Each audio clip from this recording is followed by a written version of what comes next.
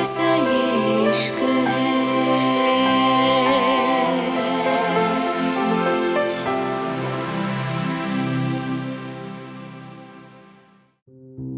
दोनों भाई अपनी भाभी के चमकते चेहरे पे बिल्कुल भी आंसू नहीं देखने चाहता था। वो जानते थे अहाना किस लिए परेशान है। करीब 10 मिनट बाद वो सब पूरी सिटी के बेस्ट होटल में थे। रोहन रोहित में नोक-झोंक चल रही थी। रोहन चिढ़ते हुए बोला, मैं ऑन ऑर्डर करूंगा, तुम लोग मेरी पसंद का खाना ट्राई करो। रोहित उसको घूरते हुए बोला, बकवास बंद कर भाई। अरे भाभी, ये जानता नहीं मैं जानता हूं, मैं ऑर्डर करूंगा, तू चुपचाप बैठ, मुझे कुछ ऑन ऑर्डर करने दे। अहाना को खुश करने के लिए वो जानबूझ थोड़ा बहुत उछल कूद रहे थे, जिससे थोड़ी देर के लिए ही सही पर उसके चेहरे पे मुस्कान आई थी। रमाजी इस बार गहरी सांस लेके बोली, अच्छा, बस एल डे डिहाने की कोई बात नहीं इसमें। हम एक काम करते हैं, आज अहाना की पसंद का ऑन ऑर्डर करते हैं और अहाना ही हमारे लिए ऑन ऑर्डर करेगी। हाँ माँ, ये सही है, चलिए भाभी, आज की शाम आपके नाम। दोनों खिलखिला के बोले थे, अरे नहीं, तुम चाहो वो खा लेंगे, मैं ही क्या ऑन ऑर्डर करूं। अहाना धीरे से बोली, लेकिन सबके बार बार कहने पे वो मान गई थी। अहाना गहरी सांस लेकर बोली, अच्छा ठीक है, कर दूंगी।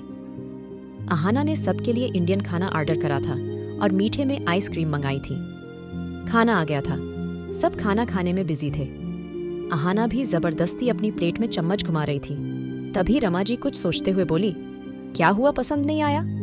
बताओ मुझे, मैं अभी शेफ से बात करती हूँ। ये बात उन्होंने मजाक में बोली थी और उनकी बात पे अहाना के चेहरे पे मुस्कान आ गई थी। रमाजी हंस के बोली, तुम चुप करो। अहाना को अपनी किस्मत पे काफी खुशी हो रही थी। इतने अच्छे लोग थे जो उसके हल्के से मुरझाए चेहरे को भी समझ जाया करते थे।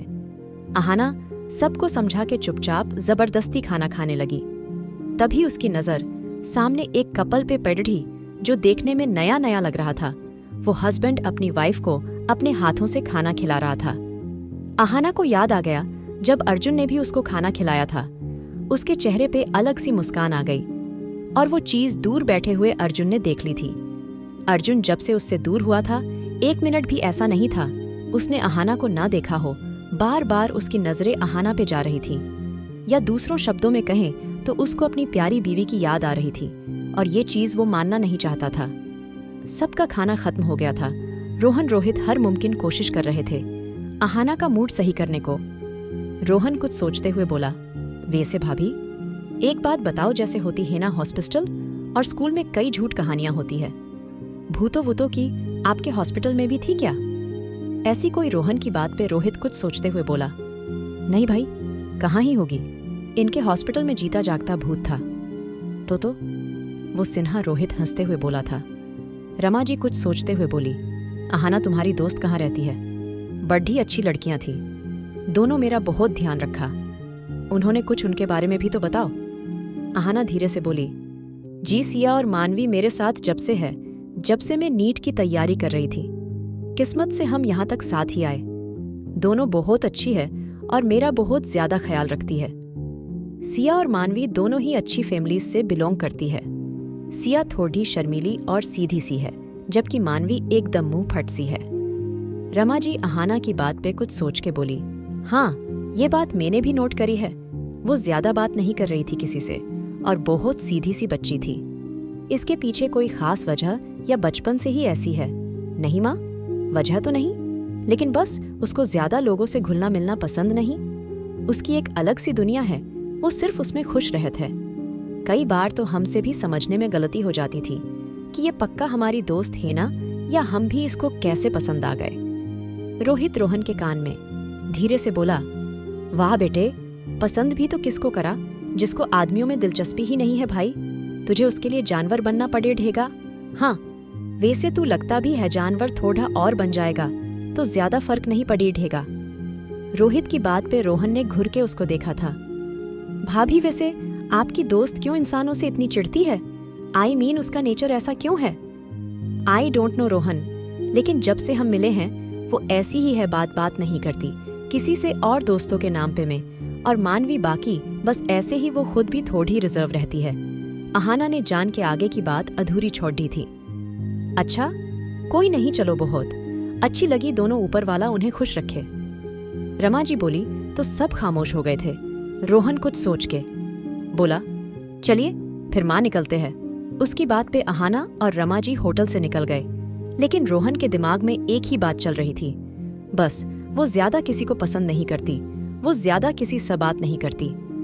रोहन का दिमाग ये सोचने पे मजबूर हो गया था, आखिर एक एल्डर डेशकी जो सेल्फ डिपेंडेंट है, एक डॉक्टर है, वो किसी से बात नहीं करती और उसकी वजह भी कुछ ना कुछ होगी।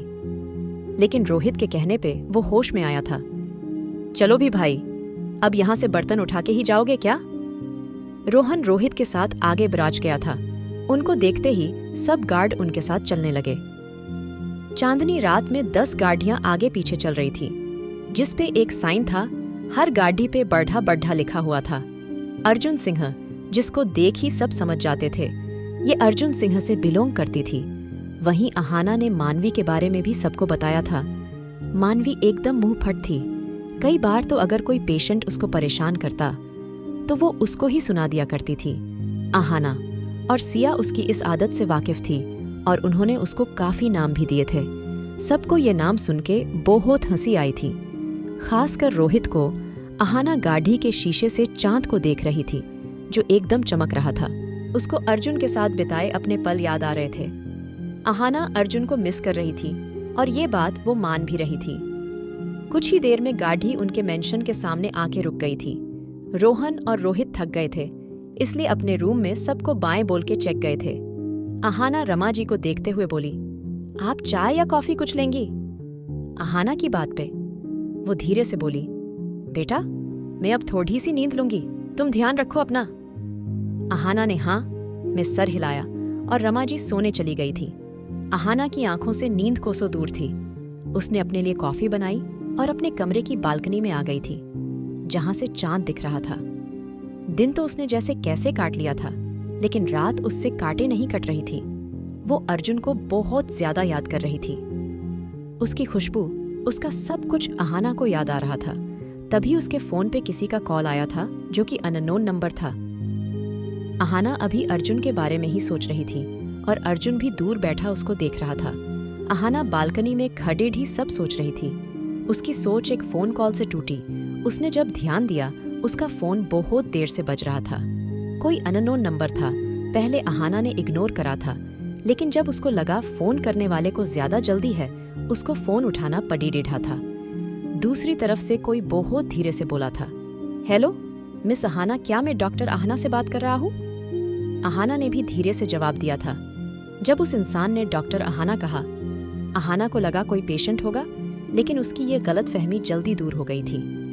अहाना प्यार से बोली, जी I am doctor Ahana Arjun Singh. उसकी बात पे दूसरी आदमी धीरे से बोला, ओह मिस अहाना, मेरा नाम क्या है ये मैं आपको नहीं बता सकता, लेकिन एक बहुत जरूरी बात जो आपको जाननी जरूरी है। वो आदमी इतना फ्रैंकली बात कर रहा था जैसे अहाना को कब से जानता हो। अहाना थोड़ा गुस्से से बोली, एक्सक्यूज मी, कौन है आप और मेरा नंबर कहाँ से मिला आपको? देखिए मिस अहाना, डरिए मत, हम आपको कोई नुकसान नहीं पहुंचा रहे। मैं एक अनाथालय से बोल रहा हूँ। आपके हॉस्पिटल से 5 किलोमीटर दूर एक अनाथालय है, आप प्लीज वहां आके मिलिए कल। अहाना को उस आदमी की बात अब सच लगी थी। वाकई उसके हॉस्पिटल से थोड़ी ही दूर एक अनाथालय था, लेकिन वो आदमी क्यों उसकी बात कर रहा था, और कर रहा था तो क्या वजह थी? अहाना ने थोड़ा कंफ्यूज होकर पूछा, देखिए आप जो भी है, आप मुझे क्यों ये सब बता रहे हैं? क्योंकि मेम, हमें आपकी जरूरत है। यहाँ पे एक एलईडी एड की है, उसका नाम आकांक्षा है और उस ललत डहकी को कैंसर है। यहाँ पे कोई उसकी मदद नहीं कर रहा है, वो बच्ची मर जाएगी। हमें जरूरत है आपकी, प्लीज। अहाना को कुछ समझ नहीं आ रहा था कौन बच्ची, और उसके पास वो फोन कॉल, उसको गुस्सा आ गया था। देखिए मिस्टर, मुझे झूठी बातों में बहकाने की कोशिश मत करो। मैं जानती हूँ तुम झूठ बोल रहे हो, और अगर ऐसा कुछ है भी तो और भी लोग हैं। उसकी मदद करने को मेरे पास क्यों आए हो? मैम, हमने सुना है आप जरूरतमंद लोगों की मदद करती है। वो बच्ची मर जाएगी, प्लीज उसकी मदद करिए। वो आदमी फिर से बोला। अहाना ने गुस्से से कॉल काट दिया था, लेकिन उसको कुछ समझ नहीं आ रहा था। वो फोन कॉल और इतना सब, उसका दिमाग घूमने लगा था। और दूसरी बात, अर्जुन यहाँ नहीं था। वो बिना उसको बताए कुछ करना नहीं चाहती थी, लेकिन अगर उस आदमी की बात सच हुई, और मेरी किसी लापरवाही से वो बच्ची नहीं। अहाना डर गई काफी सोचने के बाद। अहाना ने यह फैसला करा था वो उस बच्ची की मदद करेगी, जो भी उससे होगा वो करेगी। लेकिन अर्जुन के डर से वो कुछ सोच नहीं पा रही थी। वहीं जब अहाना के पास फोन आया, अर्जुन थोड़ी देर कुछ और काम कर रहा था, लेकिन अहाना को ऐसे देख के वो सोचने पे मजबूर हो गया। अर्जुन को पता था अहाना के पास कोई कॉल आई है, लेकिन उसने ज्यादा ध्यान नहीं दिया था, और जबकि ये बात ध्यान देने वाली थी। पर अर्जुन नॉर्मल था। अहाना ने बहुत सोच समझ के एक फैसला करा था।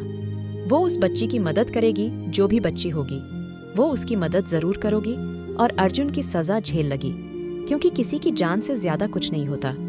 अहाना की ये सोचते सोचते ना जाने कब आंख लग गई, लेकिन उसकी नींद में एक बेचैनी थी। वो सो नहीं पा रही थी। वो करवट बदल बदल के थक चुकी थी, लेकिन उसको अब तक सुकून नहीं आ रहा था। अर्जुन समझ चुका था अहाना उसको याद कर रही थी, लेकिन वो भी क्या ही करता, उससे कोसों दूर था। अहाना को अर्जुन की करीबी, उसकी खुशबू सब बहुत याद आ रहा था, लेकिन वो भी क्या ही करती, इसलिए चुपचाप लेट गई थी।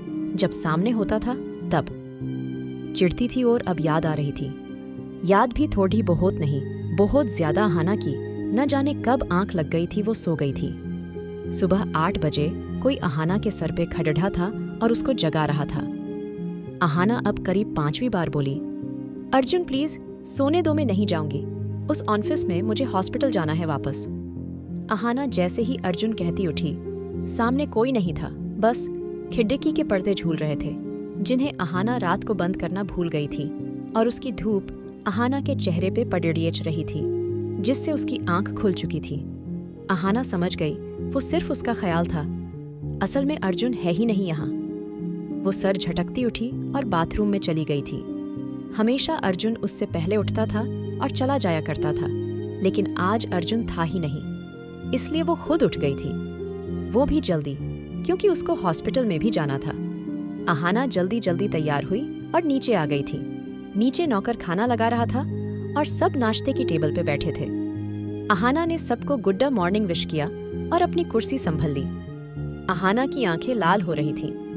रमा जी पूछे, बिना ना रह पाई, क्या हुआ? अहाना तबीयत सही है ना?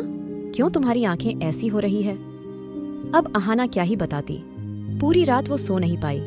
पूरी रात उसको अर्जुन की याद ने सोने नहीं दिया, लेकिन बस बहाना बना के चुप हो गई थी।